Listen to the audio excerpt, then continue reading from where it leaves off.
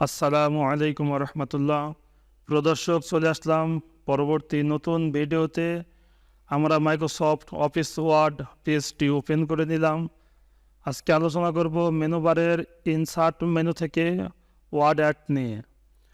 Word at MS ওয়ার্ডের খুবই গুরুত্বপূর্ণ একটি অপশন, যার মাধ্যমে আমরা বিভিন্ন রাউন্ড যে টেক্সটগুলো থাকে বিভিন্ন প্রতিষ্ঠানের ডায়েরি নোটবুকের উপরে, বিভিন্ন একাডেমিক বই পুস্তক বা পোস্টারের উপরে আমরা কিছু রাউন্ড শেপ দেখতে পাই। আবার বিভিন্ন লোগোর ভিতরে যে রাউন্ড শেপগুলো আমরা দেখতে পাই, সেই রাউন্ড টেক্সটগুলো আমরা এই ওয়ার্ড অ্যাট অপশনের মাধ্যমে লিখতে পারবো। তো আমি প্রথমেই ওয়ার্ড অ্যাট অপশনের উপরে ক্লিক করার পরে অটোমেটিক কিছু ফরম্যাট আমরা দেখতে পাচ্ছি এখানে।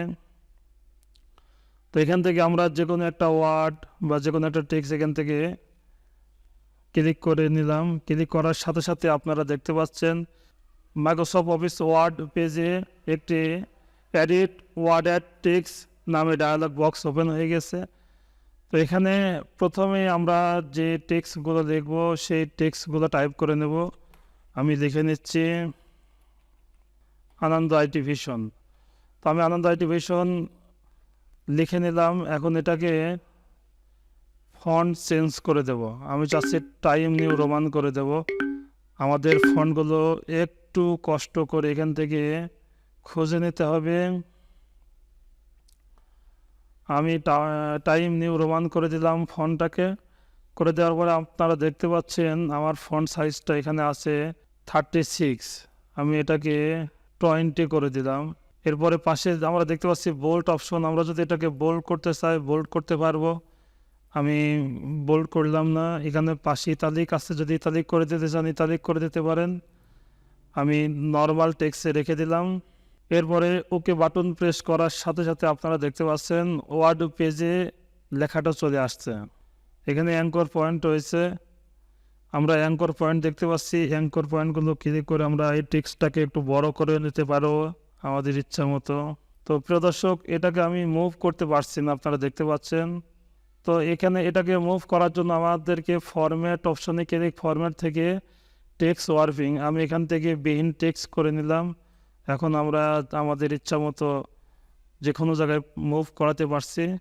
তো আবার এখানে যে টেক্সট স্টাইলটা আছে এটা আমার পছন্দ হচ্ছে না, এই জন্য আমি এখান থেকে এই টেক্সটের ফরম্যাটটা চেঞ্জ করে নেব। এই জন্য আমরা যে ওয়ার্ড অ্যাট স্টাইল এই অপশন থেকে আমরা যদি এখানে ক্লিক করি, আমরা অটোমেটিক কিছু অপশন এখানে দেখতে পাচ্ছি। আমি অ্যাঙ্কর পয়েন্টটা ক্লিক করে একটু বড় করে নিলাম।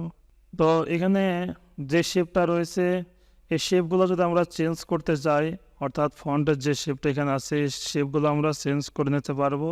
এই জন্য আমাদেরকে চেঞ্জ শেপ এই অপশনে ক্লিক করতে হবে। এই অপশনে ক্লিক করার পর আপনারা দেখতে পাচ্ছেন এখানে অনেক ফরম্যাট রয়েছে। আমি এই রাউন্ড ফরম্যাটটা এখান থেকে সিলেক্ট করে নিলাম। আমি আমার এই টেক্সটের ফিল কালারটা ব্ল্যাক করে দিলাম। আমরা পিছনে কিছু ইফেক্ট দেখতে পাচ্ছি। আমরা যদি ইফেক্টগুলো বন্ধ করে দিই, শ্যাডো ইফেক্ট, এখান থেকে আমরা ইফেক্ট নো শ্যাডো করে দিলে পরে আমাদের শ্যাডো ইফেক্টটাও চলে গেল। এখন আমরা যদি এই অ্যাঙ্কর পয়েন্টটা চেপে ধরে মাউসের লেফট বাটন চেপে ধরে নিচের দিকে রাউন্ড করে আপনারা দেখতে পাচ্ছেন আমাদের টেক্সটটা রাউন্ড হয়ে গেছে। তা আমি টেক্সটটাকে আরও ছোট করে নেব। এই জন্য এই অ্যাঙ্কর পয়েন্টে ক্লিক করার পরে আমি টেক্সটটাকে ছোট করে দিচ্ছি। এটাকে এখন একটু উপরের দিকে উঠাইনি। প্রিয় দর্শক, দেখতে পাচ্ছেন আমার শেপটা কত সুন্দরভাবে এখানে শেপ রাউন্ড হয়ে গেছে। আমি একটু দেখার সুবিধার জন্য একটু বড় করে নিলাম। এখন এই শেপটাকে যদি আমরা কপি করতে চাই, কিবোর্ড থেকে Ctrl+C কপি, Ctrl+V প্রেস করে আবার এটাকে পেস্ট করে নিলাম। আমরা এখানে মুভ অপশন দেখতে পাচ্ছি। আমরা যদি মুভ করাইনি, মুভ করে যদি রাউন্ডটা নিচের দিক থেকে দিই, তাহলে আপনারা দেখতে পাচ্ছেন যে লেখাটা উল্টা হয়ে গেছে। এজন্য আমাদেরকে কিবোর্ড থেকে Ctrl+C Ctrl+V প্রেস করে কপি পেস্ট করে নিলাম। এখন ফরম্যাটে গেলে ফরম্যাট থেকে চেঞ্জ শেপ থেকে আমরা যদি উল্টা দিক থেকে আবার রাউন্ড করে নিই, আপনারা দেখতে পাচ্ছেন কি সুন্দরভাবে এখানে রাউন্ড হয়ে গেছে। তো আমি এখন দুইটা টেক্সট সিলেক্ট করে নিচ্ছি। সিলেক্ট করে নেওয়ার পরে ফরম্যাটের ভিতরে ডান পাশে অ্যালাইন নামে অপশন দেখতে পাচ্ছেন। আমরা এখান থেকে অ্যালাইনমেন্ট করে নিলাম। অটোমেটিক আমার এখানে অ্যালাইন হয়ে আছে। এরপরে আমরা মাউস পয়েন্টার এই ফন্টের উপরে মাউস পয়েন্টার রেখে গ্রুপিং থেকে গ্রুপ করে দিলাম। এখন আমাদের এটা একটা শেপ হয়ে গেছে, অর্থাৎ গ্রুপ হয়ে গেছে। আমরা যে কোনো জায়গায় এখন এটাকে মুভ করলে দুইটা একসাথে মুভ হয়ে যাবে। তো আমি মাঝখানে একটি বৃত্ত অঙ্কন করে নিচ্ছি, রাউন্ড শেপ। তো প্রিয় দর্শক দেখতে পাচ্ছেন আমি একটা বৃত্ত নিয়ে নিলাম, কপি পেস্ট করে আর একটি কপি নিয়ে নিলাম। এখন এটাকে একটু বড় করে নিলাম। আমি যদি এটা ফিল কালার নো করে দিই তাহলে আমরা পিছনে সব অপশনগুলো দেখতে পাচ্ছি। আপনারা দেখতে পাচ্ছেন যে লোগো ডিজাইনগুলো করা হয়, অনেকটাই সেই লোগো ডিজাইনের একটা শেপ এখানে চলে আসছে। তো আমি যে ফিল কালার নো করে দিলাম এটার পিছনে একটা ফিল কালার দিতে চাচ্ছি, একটা ফিল কালার দিয়ে নিলাম। এখন এই শেপটাকে আমাদেরকে নিচে নিতে হবে, এই জন্য মাউসের রাইট বাটন ক্লিক করে অর্ডার অপশনে থেকে মাউস পয়েন্টার রাখার সাথে সাথে পাশে আপনারা অনেকগুলো অপশন দেখতে পাচ্ছেন। আমরা এখানে সেন্ড টু ব্যাক অপশনে ক্লিক করার সাথে সাথে আপনারা দেখতে পাচ্ছেন আমার এই শেপটা নিচে চলে গেছে। এখন এটার উপরে আমাদের টেক্সটটা উপরে নিয়ে আসতে হবে, এই জন্য অর্ডার থেকে সেন্ড টেক্সট করার সাথে সাথে আপনারা দেখতে পাচ্ছেন আমাদের টেক্সটটা উপরের দিকে চলে আসছে। প্রিয় দর্শক আপনারা দেখতে পাচ্ছেন এখানে সুন্দর একটি লোগো ডিজাইনের মতো একটা শেপ চলে আসছে। আমরা যদি মাঝখানের এই শেপের উপরে কোনো পিকচার নিয়ে আসতে চাই তো আমরা সেক্ষেত্রে এখানে এই শেপটাকে সিলেক্ট করবো। সিলেক্ট করার পরে শেপ ফিল থেকে আমরা পিকচার অপশন দেখতে পাচ্ছি, এখানে ক্লিক করার সাথে সাথে ব্রাউজার পেয়ে যাচ্ছি। ব্রাউজার থেকে আমাদের পছন্দমতো যে কোনো পিকচার আমরা এখানে ইনসার্ট করে নিতে পারবো। আমি সাপোজ এখানে এই পিকচারটা ইনসার্ট করে নিচ্ছি।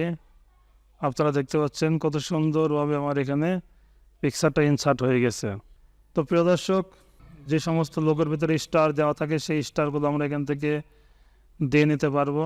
আমি এখানে একটা স্টার দিয়ে নিচ্ছি, আর এটাকে কন্ট্রোল+C, প্রেস করে আবার ডান পাশে দিয়ে দিলাম।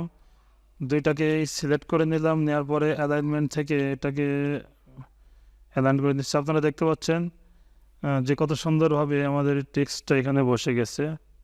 আমি নিচের টেক্সটটাকে একটু ছোট করে নিচ্ছি, এই জন্য আমাকে ফরম্যাটে ক্লিক করার পর আমাকে প্রথমে টেক্সটটা সিলেক্ট করে নিতে হবে। টেক্সটটা সিলেক্ট করে ফরম্যাটে ক্লিক করার পর আমরা দেখতে পাচ্ছি এডিট টেক্সট অপশন থেকে আমি এখানে ফন্ট সাইজটা 18 করে দিলাম। আমি এটাকে আনগ্রুপ করে নিলাম, টেক্সটটাকে আনগ্রুপ করে নিচের এই টেক্সটটা সিলেক্ট করে নিচ্ছি।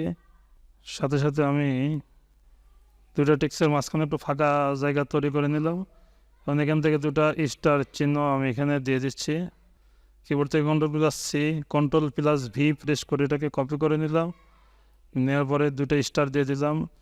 স্টার দুটার আমি মিডিল করে নিচ্ছি, এই জন্য অ্যালাইনমেন্ট থেকে মিডিল অ্যালাইন করে নিলাম। এখন এই স্টার দুটার ফিল কালার আমি রেড করে দিচ্ছি, আউটলাইন কালার ব্ল্যাক করে দিলাম। আউটলাইনটা একটু মোটা করে দিই এবং আউটলাইন কালারটা ব্ল্যাক করে দিলাম। তো প্রিয় দর্শক দেখতে পাচ্ছেন ওয়ার্ড থেকে আমরা কত সুন্দরভাবে একটি ডিজাইন এখানে ক্রিয়েট করে নিলাম। তো আশা করি বুঝতে পারছেন ওয়ার্ডের কাজ। ভিডিওটি ভালো লাগলে অবশ্যই লাইক কমেন্ট শেয়ার করবেন আর আমার চ্যানেলটি সাবস্ক্রাইব করে রাখবেন। প্রিয় দর্শক দেখা হবে পরবর্তী নতুন কোনো ভিডিওতে।